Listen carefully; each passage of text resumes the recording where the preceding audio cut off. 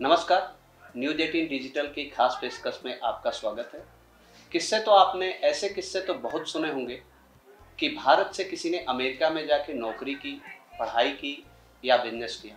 लेकिन आज हम एक ऐसी शख्सियत का किस्सा आपके सामने सुनाने जा रहे हैं जो अमेरिका में पला बढ़ा और 25 साल की उम्र में भारत आया और अध्यात्म की राह चुनी। परमार्थ निकेतन ऋषिकेश की साध्वी भगवती सरस्वती जी, हम उनकी कहानी उन्हीं की जुबानी सुनेंगे कि कैसे कैलिफोर्निया से भारत आई और भारत की होके रह गई। स्वागत है आपका। जय गंगे। जय गंगे।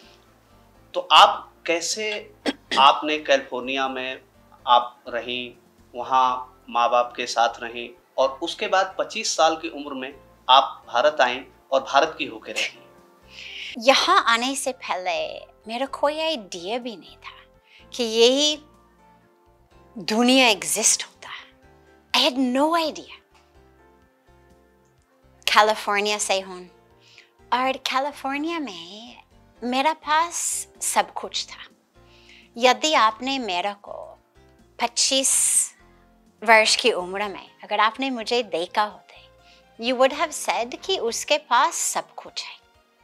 जो हमको लगता है कि खुशी के लिए चाहिए, वो सब कुछ मेरा पास था। We have this happiness equation. बढ़िया वाला जॉब चाहिए जिससे खूब सारा पैसा आएगा। आपको बड़े बड़े गार्ड चाहिए, बड़े बड़े गाड़ियाँ, खूब सारे ज्वेलरी हो या कपड़े हो या जो भी है, तो सब मेरा पास था। स्टैनफोर्ड यूनिवर्सिटी में अपनी ग्रेजुएशन की, फिर मैं PhD कर रही थी इन चाइल्ड न्यूरोसाइकोलॉजी, मतलब the brains of children. Bharat के बारे में मुझे कुछ पता भी नहीं था, but I loved to travel. और मैंने बचपन से बहुत सारे ट्रैवलिंग किया मेरी फैमिली के साथ। लेकिन भीतर में शांति नहीं थी, आनंद नहीं था। जो जीवन का जो रस है, that meaning of life, that juice, that essence of life, वो नहीं था। But it never occurred to me कि यहाँ मिल सकता है। जब भारत का रुख किया, जी, तो उस समय आप ग्रेजुएशन में थी, PhD आप? मैं PhD कर रही थी, मैं बीच में थी। और जब मैंने PhD शुरू किया तो खूब सारे पढ़ाई किया कुछ सालों के लिए। पर मैंने कहा ना कि बचपन से मैं बहुत ट्रैवल करती थी, पेरेंट्स के साथ, फिर फ्रेंड्स के साथ। I was always travelling, Europe में, इंग्लैंड में, अक्रॉस द यूनाइटेड स्टेट्स। फिर मैंने एक साल साउथ अमेरिका भी स्पेंड किया ग्रेजुएशन के बाद, PhD से पहले। तो मन में आए कि कहीं जाना है। थोड़ा वो जैसे ट्रैवल बग आता है कि थोड़ा सा रेस्टलेसनेस होता है कि कहीं जाना है। तो मैंने एक सेमेस्टर ऑफ लिया PhD प्रोग्राम से ट्रैवल के लिए। तो जब बातचीत चल रही थी कि कहाँ चलना है और किसी ने भारत सजेस्ट किया कि इंडिया चला, तो मुझे इंडिया के बारे में कुछ भी मालूम नहीं था। केवल मैं एक पक्का वेजिटेरियन थी बचपन से, जन्म से नहीं लेकिन बचपन से। मैंने अपने आप एक दिन मन में ये आए, नॉन वेज खाना सामने थी, वो लेके आए। मैं किसी की गार्ड में थी, उनकी माँ लेकर आए और उसको देखे, बस अंदर से ये अनुभव आए कि यही खाना नहीं है। This is not food. बचपन से? आई वॉज 15 साल की उम्र में। जैसे थाली फूड नहीं है, आपको जितना भी भूख लगे होगा तो मेज को तो नहीं खाएंगे, ना ताले खाएंगे। मालूम है कि वो खाना नहीं है। ठीक इसी तरह से उसके नॉन वेज खाना को देखे तुरंत अंदर से ये आए कि इसको नहीं खाना है, दिस इज नॉट फूड। जब इंडिया की बात आई तो मेरे दिमाग में बस एक ही चीज़ आई कि कम से कम मैं आराम से खाना खा पाऊंगी। बढ़िया से खाना खा पाऊंगी, मुझे 2 बार पूछना नहीं पड़ेगा कि क्या ये पक्का वेजिटेरियन है कि नहीं है। आप यूरोप में जाओ, एक सलाद के ऑर्डर दे दो, आपकी सलाद के ऊपर वो मछली डालेंगे, एग्स डालेंगे, सलाद के ऊपर, सलाद की पत्ती, टमाटर, क्यूकम्बर, सलाद की पत्ती के साथ वो मछली डालेंगे, एग्स डालेंगे। मुझे मालूम था कि यहाँ ऐसे नहीं होगा। सो मैंने हाँ किया आने के लिए।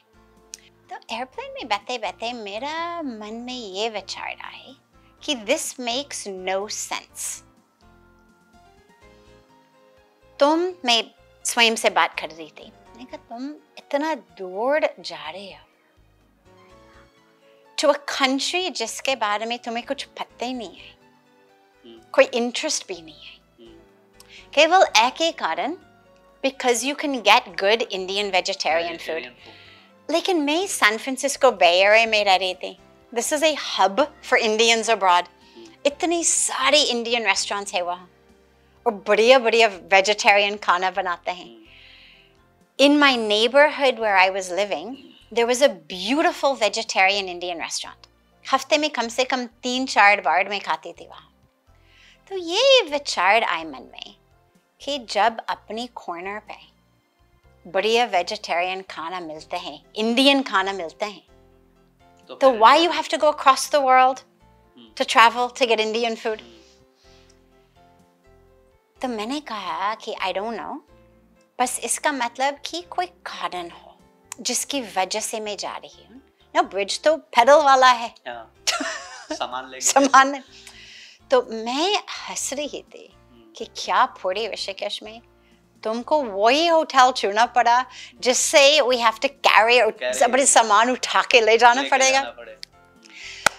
लेकिन रिजर्वेशंस तो दिल्ली में बनाया, तो सामान उठा के होटल में पहुंच के सामान छोड़ा। मैंने कहा कि I'm going to the river to put my feet in the river. मुझे गंगा जी के बारे में कुछ भी पता नहीं था। I had no idea कि this river is holy. I had no idea these mountains are holy. बस इतना पता था कि mountains and river. And I've always been a nature lover. तो मुझे लगा कि बस नदी के पास जाके थोड़ा सा फ्रेश हो जाऊं, गर्मी लग रही थी। तो मैं गंगा जी के पास चले गए, गंगा जी के बगल में खड़े हो गए, उनके दर्शन हुए और अंदर से ऐसा अनुभव हुआ, a divine experience, divine experience। जो दर्शन माँ गंगा ने मुझे दिया, मैं रो पड़े तुरंत,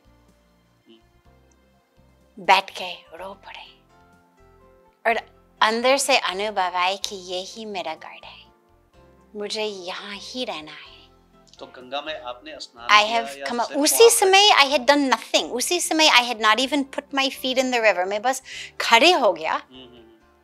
I was going to put my feet in the river और ये दर्शन दिए उन्होंने, उनकी कृपा से, और तुरंत ये अनुभव है कि